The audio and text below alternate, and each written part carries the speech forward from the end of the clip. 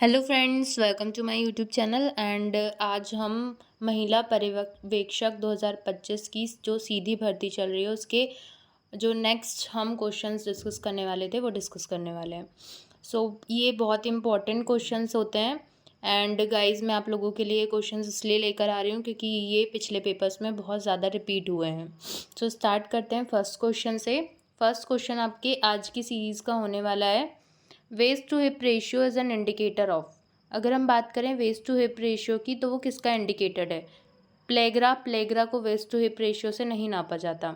Nail growth को भी waste to hip ratio से कमर से नितंब का अनुपात है ना। नाखूनों की ग्रोथ को भी मतलब नाखूनों की वृद्धि को भी उसे नहीं नापा जाता। उसके बाद विजिबिलिटी मतलब कि दृश्यता, उसको भी हम वेस्ट टू हिप रेशियो से नहीं नाप सकते। तो अगर हम वेस्ट टू हिप रेशियो से नाप सकते हैं तो किसे नाप सकते हैं? हम नाप सकते हैं ओबेसिटी को। ये हमारा करेक्ट आंसर होने वाला है ओबेसिटी, सेकेंड नंबर का। नेक्स्ट क्वेश्चन हम देखेंगे, diarrhoeal disease, measles and respiratory and other infection results. जो डायरियल डिसीज़ होती है, मीजल्स, रेस्पिरेटरी और उसके अलावा जो इन्फेक्शंस होते हैं वो क्या उनका क्या रिजल्ट होता है? Positive energy and energy balance, ये तो होगा ही नहीं, पॉजिटिव एनर्जी हो ही नहीं सकती। Negative protein and energy balance, हाँ ये वाला आंसर थोड़ा सही है। नेक्स्ट देखेंगे, equal protein and equal balance, equal protein और इक्वल बैलेंस भी नहीं होगा और नन ऑफ द अबव भी नहीं होगा। हमारा करेक्ट आंसर क्या है? सेकेंड नंबर का, negative protein and energy balance. Next question हम देखेंगे, objective of national rural health mission NRHM, ये बहुत इंपॉर्टेंट क्वेश्चन है, रिपीट हो सकता है। टू प्रोवाइड, जो ऑब्जेक्टिव होता है NRHM का, क्या प्रोवाइड करने का होता है? To provide quality health care to the rural population, to provide affordable health care to the rural population, या to provide health care facility to specially vulnerable groups. अगर हम देखें NRHM की बात करें तो ये तीनों ही हमें करेक्ट लग रहे हैं। तो हम यहाँ पर फोर्थ ऑप्शन है उसको टिक करेंगे, all of the above. Next question देखेंगे, question number 4, incubation period of influenza range from.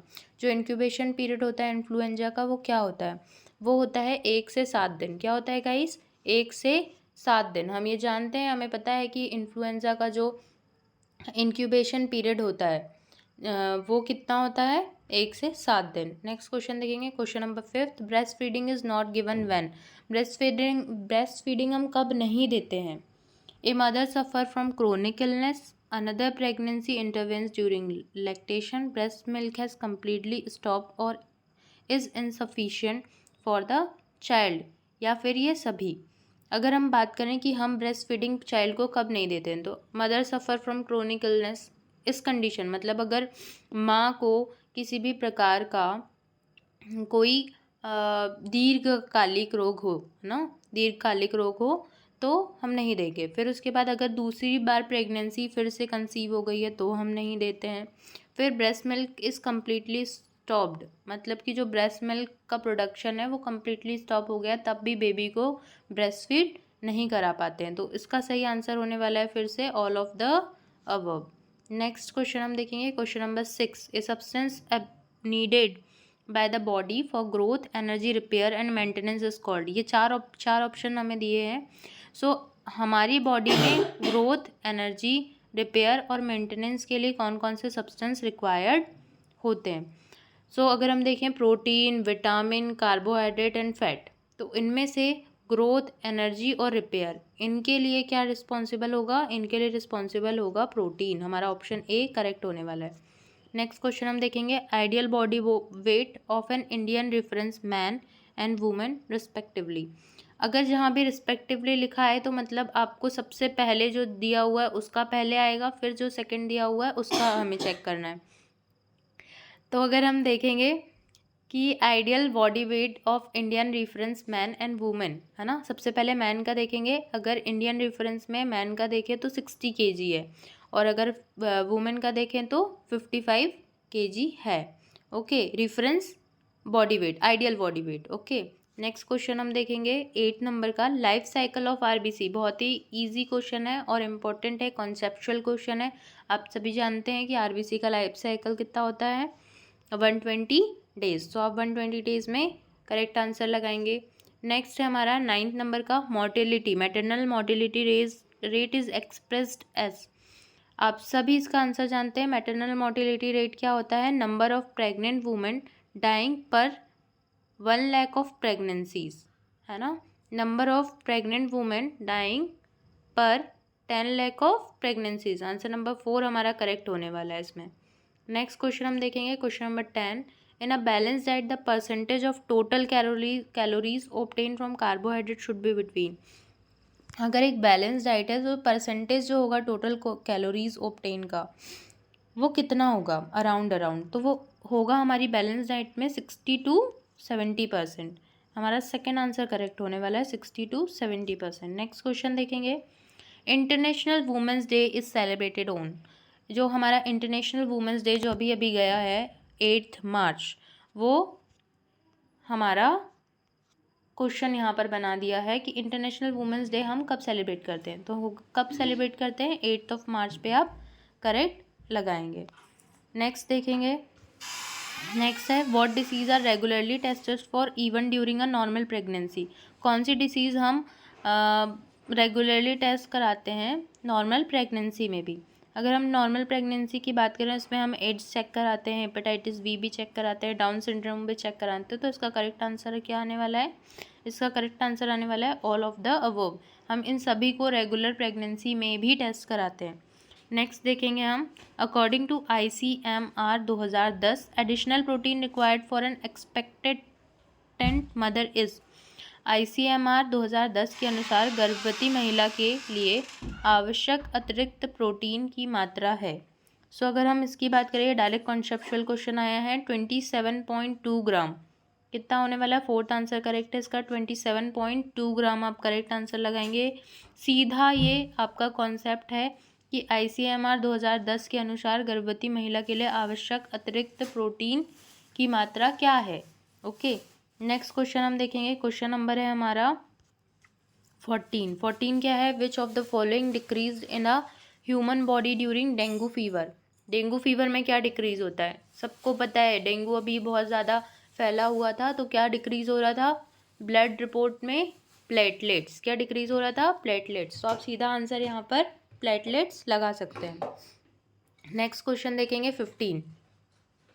Which among the following is not a bacterial disease. इनमें से कौन सी बैक्टीरियल डिसीज नहीं है? हमारे पास 4 डिसीज दी हुई है, डिप्थेरिया, एड्स, वूफिंग कफ, कोलेरा। अगर हम डिप्थेरिया की बात करें तो ये बैक्टीरियल डिसीज है। वूफिंग कफ ये भी बैक्टीरियल डिसीज है। कोलेरा विब्रियो कोलेरी की वजह से होता है, ये भी क्या है? एक बैक्टीरियल डिसीज है। बट अगर हम बात करें एड्स की, तो एड्स क्या है? एक्वायर्ड इम्यूनो डेफिशिएंसी सिंड्रोम, जो किससे होता है? ह्यूमन इम्यूनो वायरस, है ना। सो ये क्या है? हमारा एड्स है। नेक्स्ट हम देखेंगे, nutritional anaemia prophylaxis programme launched by the government of India in the year. जो न्यूट्रिशनल एनीमिया प्रोफाइलेक्सिस प्रोग्राम है वो कब लॉन्च किया गया था गवर्नमेंट के थ्रू? सो इसका सीधा आंसर आपको पता है 1970 में न्यूट्रिशनल एनीमिया प्रोफाइलेक्सिस प्रोग्राम हमने स्टार्ट किया था। नेक्स्ट देखेंगे हम 17 number, many women have some nausea और वॉमिटिंग और morning sickness particularly during 1st to 3rd month of pregnancy. आप इजीली इसके आंसर्स लगा सकते हैं। अगर आप एक काम माइंड से क्वेश्चंस को सॉल्व करेंगे तो जो आंसर्स हैं वो आपके कॉन्सेप्ट्स पर ही, आपके एक्सपीरियंसेस पर ही बेस्ड है सारे। अगर आप एकदम काम माइंड से क्वेश्चंस टेक करेंगे तो आप ज़्यादा से ज़्यादा आंसर सही लगा पाएंगे। नेक्स्ट क्वेश्चन देखिए 18, according to ICMR 2010 amount of kilo calorie required by children 1 to 3 year age group per day. अब अभी प्रेग्नेंट वुमेंस का आया था, अब चिल्ड्रंस का आ गया है 1 to 3 ईयर एज में। इनको कितना लगता है? 1060 kilo calorie per day. Okay, next हम देखेंगे 19 नंबर का question, tuberculosis is an infectious disease caused by the bacterium. सब जानते हैं कि ट्यूबरकुलोसिस कौन से बैक्टीरिया से होता है? Mycobacterium tuberculosis. सो हमारा फर्स्ट ऑप्शन करेक्ट होने वाला है। ये एकदम स्कोरिंग क्वेश्चन है गाइस, ऐसे क्वेश्चंस में आप सिली मिस्टेक ना करें तो अच्छा होगा। Triple antigen vaccine given to the infant for the prevention of triple antigen vaccine मतलब कि 3 एंटीजन वाली वैक्सीन जो देते हैं वो किसके प्रिवेंशन के लिए देते हैं? हमें पता है हम क्या देते हैं, DPT, diphtheria, whooping cough and tetanus के लिए हम इंजेक्शन देते हैं। सेकेंड ऑप्शन हमारा करेक्ट होने वाला है, diphtheria, pertussis and tetanus. Next question हम नेक्स्ट सेशन में डिस्कस करेंगे। एंड ये जो हमारा आज का सेशन था, होप आप लोगों के लिए बहुत हेल्पफुल रहा होगा। प्लीज़ चैनल को लाइक एंड सब्सक्राइब करना बिल्कुल ना भूलें और अपने दोस्तों के साथ ये ज़रूर शेयर करें ताकि उनके भी अच्छे मार्क्स आएँ और आपके भी अच्छे मार्क्स आएँ और आपका भी सिलेक्शन हो। Thank you so much. और मेरे साथ इस चैनल पे बने रहिए ताकि मैं आप लोगों के लिए ऐसे ही अच्छे क्वेश्चंस लाऊं जिससे आपको एग्ज़ाम में बहुत ज़्यादा ही हेल्प हो।